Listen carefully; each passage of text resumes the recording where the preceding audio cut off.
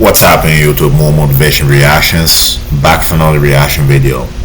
So I was playing around on ChatGPT and I just was so curious as to why a lot of the things we see on social media for particular people of race, it's only when they do certain things that the videos do well.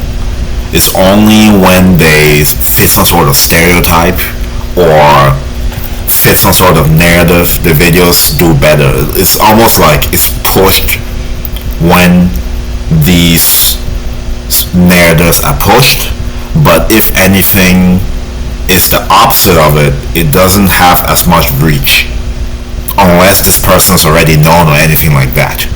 There seems to be gatekeeping going on when it comes to people of race to just fit narratives. So I went on ChatGPT, right, and I asked it basically, does social media suppress people of race that don't fit particular stereotypes, right?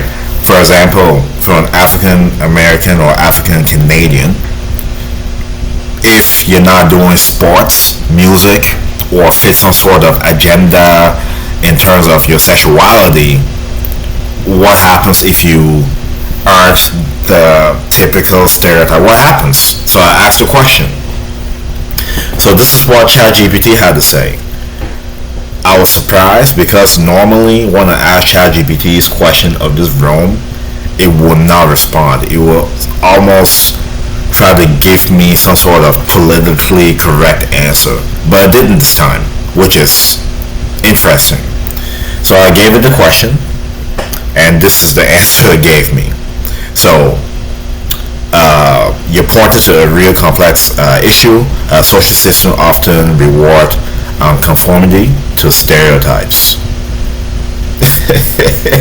Are you seeing that? Especially for marginalized groups, and quietly suppressing those who don't fit them. Basically, if I'm here providing educational content, I'm less likely to get traction than if I'm here dancing and screaming the N-word the whole video. Basically. That's an extreme example, but yeah. Anyways, let's see what else I had to say. Key idea. People of certain races or identities are expected to perform in ways that align with media created or historically rooted stereotypes, like being athletes, entertainers, or hyper masculine or hyper feminine. When they step outside those boundaries, they face less visibility, less support, more criticism or suspicion, fewer opportunities. So what I noticed on the video that I'm talking about something very important, I noticed a lot of mockery. I noticed a lot of critique. But I remember when I post a video doing something stupid, it's almost like it was encouraged. I don't know. Maybe I do get good feedback, but the platforms hide it and only show you the ones that is negative. I'm not making this up. I've been on social media since 2017 and I've seen it. When I'm not reacting to a sport, when I'm not reacting to music, when it's not something about sex, it gets no traction. ChatGPT just told us, right? If it's something that's educational, that'll help somebody, even though it may get some visibility, it will get a lot less visibility. That's what I'm trying to say. Anyways, let's scroll down to what else ChatGPT says. So examples: a young black man who's into classical music or astrophysics may not get the same encouragement or recognition as one who plays football or raps. Does that sound familiar? Why does every African Canadian, African American want to rap? Why does every African Canadian, African American want to play sports? Because it's not only that they like the sport, it's because they feel like they'll have more opportunities, you'll be more pushed, right? There's a lot of gatekeeping going on for other avenues, which is sad. It's very, very sad. Anyway, let's keep going. A Latino who's soft-spoken and tech focus might be overlooked in favor of someone who fits a more charismatic and street smart stereotype. An Asian man who's expressive or artistic may face pushback for not fitting the model majority mold or minority mold. Interesting. Silent suppression looks like. I'm still in disbelief it gave me this much. But anyway, let's keep reading. Media exclusion, lack of representation for non-stereotypical people, workplace bias, you don't seem to like a typical insert race people, peer pressure, getting teased or isolated by your own community for being too white. I've heard that before. Oh, you're the whitest black person I've ever seen. Oh, you're the this. A bunch of idiots. A bunch of idiots. A bunch of idiots. And you know what? This is true. I don't know how. I promise. I don't know how ChatGPT will use that example. Being too white. I don't know. I love this. I love this. That's it. That's facts. That's facts. Why is it dangerous? Let's go into that one. It keeps people in boxes and limits the diversity within cultures. Real growth and personal and social only happens when individuals are free to be authentically multidimensional. Okay, now it's asking me, would you like a quote style post or a summary version of this? It could work well for social media or discussion. I just skipped that. I just asked it what platforms do this. So it's basically going to break down each platform that doesn't and how to do it. So first, Instagram and TikTok.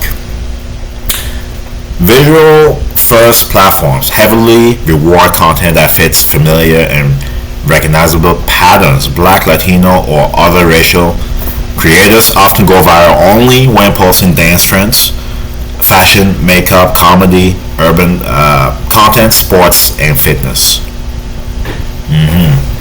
And with the fitness part, it's not going to be educational fitness. It's going to be sort of fitness showcasing something. I noticed I was more viral when I was doing that as opposed to when I'm now giving tips and advice on how to lose fat, for example. Right? Anyways, let's keep going. Content showing them in academic, business, or physiological spaces gets far less traction unless it matches a trend aesthetic or a trending aesthetic or sound. Okay, interesting. LGBTQ plus creators often get more traction. Interesting, right? When their content is sexualized. Can you think of any OnlyFans person that will not go viral? Can you think of any sexualized content that will not go viral? If those same individuals change their content to educational, they'll get no traction. Believe me. Anyways, YouTube. Its algorithm favors who fit popular niches for marginalized groups. Success often comes from playing into identity tropes. Angry black commentator. How often do you see that? Funny GAY guy. Interesting. Those doing deep, nuanced work often struggle with visibility unless already known. You see what I said in the beginning of the video? Unless you're known, if you're Will Smith giving educational content, it will work for you.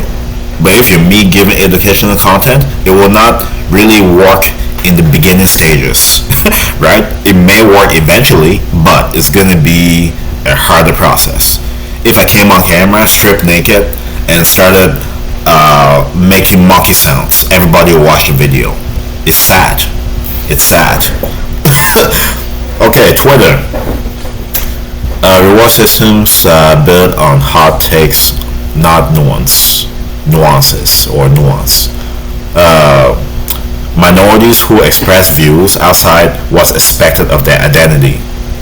A lot of conservatives, gender non-conforming centrics, often attacked by both sides. I remember I made a post on Instagram the beginning of the year, right? Basically, it has something to do with this in a way. I could not believe how many people attacked me personally. I could not believe it. But again, I give educational content, no trashing. Barely any trashing. And you found that interesting. The gatekeeping is out of control. Facebook. All the users' base often pushes echo chambers. Stereotypes are reinforced through viral memes and comments rather than created content. Okay, less exploration of diverse identities, more political polarization. LinkedIn, professional content still subtly favors Eurocentric communication styles. Black, brown, and LGBTQ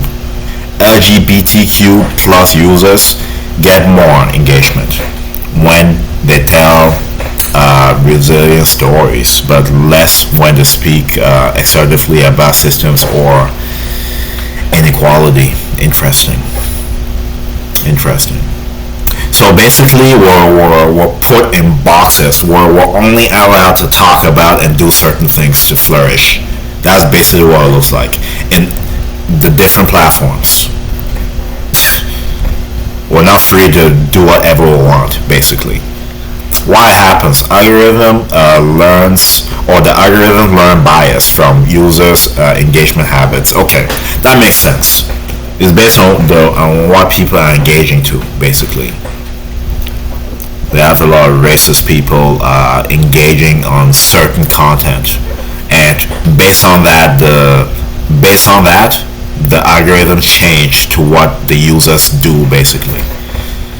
Platforms push what is familiar and performs well. Yes, stereotypes are clickable and safe for advertisers. Stupid. Anyways, so that's basically it. So I found it fascinating how ChatGPT answered that question. But yeah, so if you're somebody of race, just know that social media limits certain content that you make. It's not your fault. It's not because it's stupid. It's not because you don't bring more to the table. It's because it literally says here, it feels safer. The stereotypes are more clickable and more safe for advertisers. Yeah. So you have to ask yourself one question when you come on social media. Will you lose your integrity to fit what they want you to do, or will you be you and eventually win? I'm gonna be me to eventually win, because long term this will not work. It will not work. Anyways, let me know your thoughts in the comment section. Thank you so much for watching the video. I hope this was somehow informative. I hope you took something from it. But yeah, I may be doing more of this type of videos where I ask ChatGPT hard questions, and if it answers me, I can do a reaction on it. Anyways, that's it for the video. Thank you so much for watching. Like, share, subscribe, stay tuned for more videos. May God bless you. I'll see you next video.